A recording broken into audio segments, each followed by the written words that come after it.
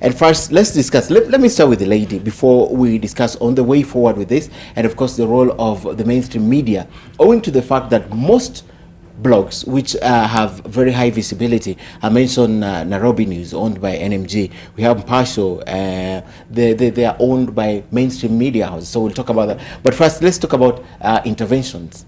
Yeah. Because the space is so wide, we can only have so many cops out there. Not only is the Communications Authority one of the regulators, there are other distinguished institutions that deal with occurrences online, you know, the Media Council and others dealing with hate speech and the like. That's one intervention, one legitimate intervention. However, I think much remains to be said for two other critical stakeholders, the consumer and the content creator, the content generator. And some of the interventions that could come in here for the consumer, for example, is education and awareness, that do not believe anything that you see online and pass it on. Question it, trust, but verify before you set up another ball of fire rolling inadvertently. That's one. Then on the content creators, as we said, anybody today can blog. Anybody today can generate content if you witness something or you develop something. A heightened sensitivity needs to be brought through education for the content creators, that what you bring up should be something edifying.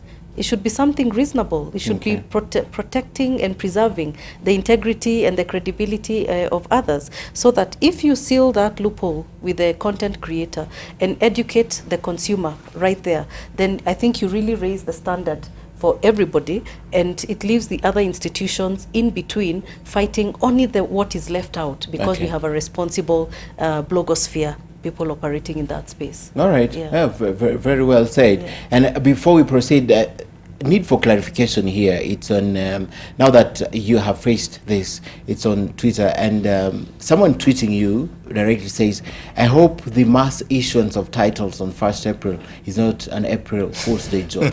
Just to clarify that, because it's very important. That's how information flies. Thank you very much. Actually, it's a coincidence that it runs on April Fool's Day, but actually it's indeed true. What we're doing is we normally have media ads every last week of the month, both on NTV and the other media channel that we use. So we'll do the last week at full advertisement, then we have the event happening on the last weekend, which happens to be the 1st of April. So it's a coincidence, but it's not watch out. Right. It will be on NTV, probably we'll do AM Live, will be on other channels. So to all our buyers out there, please watch out. It's a big day for us. We also need to inform the consumers. I mean, we've had a lot of this hullabaloos, how many titles were issued last year, most of them were fake and all that. So even as buyers out there, we are not really sure if I'm buying a plot somewhere, which is the genuine title from which one isn't. So we want to use the same platform to just inform the consumers. All right, and that comes to the next topic of discussion, which will be our last. What do we do going forward? How do we stop this? Is it even possible to stop? And probably I start from Majani. Is it even possible? Yes, I think it's definitely possible. Like I told you, I've been mentioning that thing of looking for hits. I feel like that is one major incentive for all this crap that we're seeing online. I think a lot of bloggers, people who own blogs, need to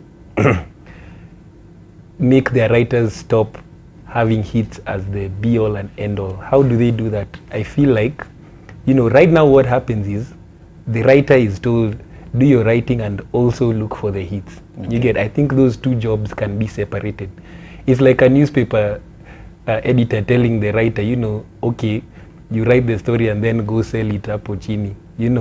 Definitely that will be a conflict of interest. So what bloggers need to do, they need to say, okay, we have these writers and we have marketing directors, whose job, so the bloggers, the writer's job is simply to write good quality stories. And that is what they are hired and fired on. You get? Whether your story has hits or not is only the issue of the marketing director. The marketing manager. So that is one thing. Then number two, I also think a lot of the bigger blogs like Gafla need to take the lead now, because there's no excuse now for having poor quality blogs. We have investors on our side and we have clients on our side as well. We have been invested in as blogs, and we need to use that money to improve ourselves. And like I told you, the advertisers will also follow the good quality blogs, and after the money follows the good quality blogs, then the other smaller blogs will also copy the general strategy. Okay. It's only, I mean, he has said everything, but it's only natural as the industry matures and it grows. It's only natural that you will find that people now will focus on quality, and then when other people see that the money is following blogs that actually have high traffic, and then they have good quality content, this will stop. In essence, everyone is selling eyeballs. If all the eyeballs go to the websites that have good quality content, is a wrap for these other people. And then also it's also something that is important is also advertising shillings. If advertising shillings can be seen to be going to blogs and platforms that have good quality content as a first, and then what is it called, a large audience second, then that is going to have whatever, or the bloggers will get the impetus to actually invest in fantastic content, because they'll know that I will actually be able to attract and retain advertising shillings if I do fantastic quality. In other words, you're saying blogs also need to be set up like they have set up theirs. NTV has set up, NMG has set theirs as proper business and enterprises, where you have the writer, then you have the advertiser, the sales and everything. Yeah. That's what you're saying. Yeah. All right. And then also another element is that people at the moment we don't have a lot of what I could say a lot of professional bloggers. There's the people who have made it and are doing it well are very few. So in essence, once that pool increases, if we have about 1,000, 2,000, 3,000 people who are actually earning a living and are really, really fantastic. Of course, you won't have kids wanting to write content that is inflammatory or anything like that. They'll want to be the Bikozulus and the Magungas of this world. Okay. They'll want to write that kind of quality, fantastic content. All right. As we wind up, and I'll give you an opportunity from the lady, talk to us also about the role of the mainstream media in shaping and correcting this mess, if at all it's there, because most of the time, like they mentioned, when this happens, they now have to hitch a ride on the mainstream media and say, help us do this. So talk to us about that. Okay.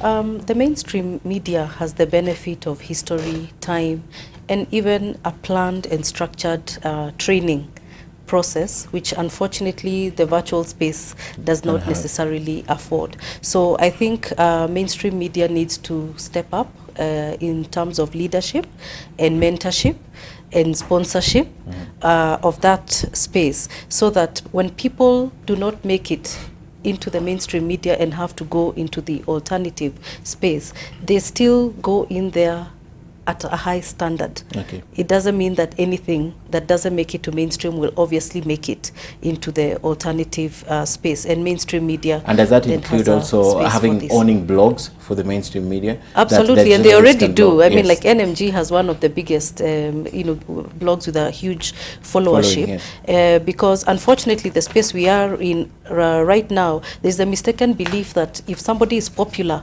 on the blogosphere, for example, they are credible. And the consumer needs to be aware that it doesn't follow that because you have a big following, you're credible and everything you post there is truthful. Okay. Separate the issues. They're totally different. Yes. All right. Totally different. Okay. Edwin. Mine on the way forward is for we the business community. I think it's about time we embrace social media, mostly for the positive that it brings. I think I'd like to see most of us going to the likes of Gafla who already have a following and probably running our ads with them because, as they've said earlier, it's a business. And if I'm not making profits for the right reasons, I'd rather make profits for the wrong reasons. But someone will argue, let me stop you, that when you go straight to Majani, then you're compromising what they would have said against you. I'm talking about positive advertising. For example, I have an event coming up on the 1st of. Right now, the notion out there is blogging is bad. I don't associate my business with blogging. With blogs, but we've mentioned social media is here to stay, and we can't run away from it. And they have a massive, they have a massive following. So for business communities, it's about that time we sat down just the same way I'll advertise on NTV. Yes. I can as well choose them as an alternative advertisement medium and pass my information through them. By doing so, of course, I'll empower those credible ones, and by doing so, those who are still doing fishy things will step up. Number two is now for you, the consumer out there, as Masi said earlier, will not stop you from receiving this information, be it credible or not. The most important thing is, what do you do thereafter? Read. You have the option of either believing and trusting whatever you read, but most importantly, verify. Trust but verify. Yes, I received that thing in one of the WhatsApp groups that I'm in.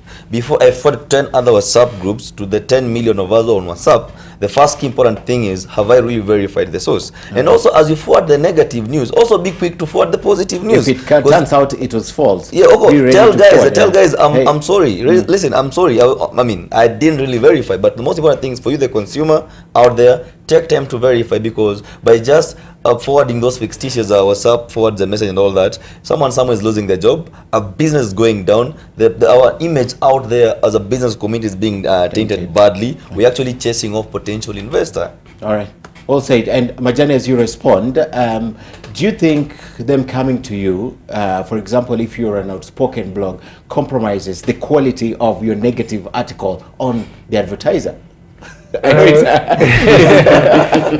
thing is, though, like, honestly speaking, I don't find anything negative to say about them to begin with. So no, if at all there was a negative thing to be said, for example, you're accusing a bank, like the banks are going down, they're about to go down, and you have that information, it's about to go down, but because they advertise with you, now you'll not be talking about to go down. It's compromising the negativity. Now, I think that's a whole different issue to do with free media powered by advertisers, and I think that's a huge discussion for another day, because now that's an issue of free media that's subsidized by advertising versus paid media subsidized by subscribers. Okay. Yeah. All right. And finally, as you respond also, someone is asking the bloggers who are out there who have not joined the Bloggers Association, what are the requirements? Perhaps just say that as you give us your final comment. To register to be a BAKE member, basically all you need to do is just go to bake.co.ke and register. You'll be vetted, and then you need to pay 1,000 shillings as a registration fee. Membership fee? Joining fee, sorry. Okay. Yeah, to join. Mm. I just want to say three things, actually. In the same way, there are bloggers who do negative content, or rather what businesses perceive to be negative content. There are also bloggers who write good and fantastic content. I just think that it is unfair to lose our breath every time there's negative connotation to a story. Just because something is not favoring you does not mean that just because someone within an industry writes something that is negative to you does not mean there's something wrong with the entire industry. Maybe there's something wrong with your company, maybe there's something wrong with that particular individual, and it's something that can be dealt with at that perspective. All right. Also, there are these negative connotations to anonymity. My director is on my ear. We really have to end. So sorry. Yes. Okay, I have so many things to say. Yeah, just wind up. We'll get another opportunity. No problem. I think there are issues, and we can work on them from a business perspective, from me, and from a government perspective. But I think it won't come by vilifying every single blogger. It will come with actually understanding the platforms and not using one person to vilify 15,000 people. Other people. Thank you very much, gentlemen. I know this is a discussion that cannot end, and of course you have brought a new angle to it, that when we get an opportunity and we can put a team again together, we shall talk about it. Thank you, James Wamadhai from BAKE, for your perspective, Samo Majani, Edwin, for coming, representing the voice of the business community. I know what they do sometimes it's not good. And of course, Mercy, for your perspective from the regulator and for sharing with us. As always, thank you for your comments and participating. I'd like to end with this tweet from Jennings Arguings. He says, "We haven't tapped in full potential of blogging. That leads us to be vulnerable to politicians'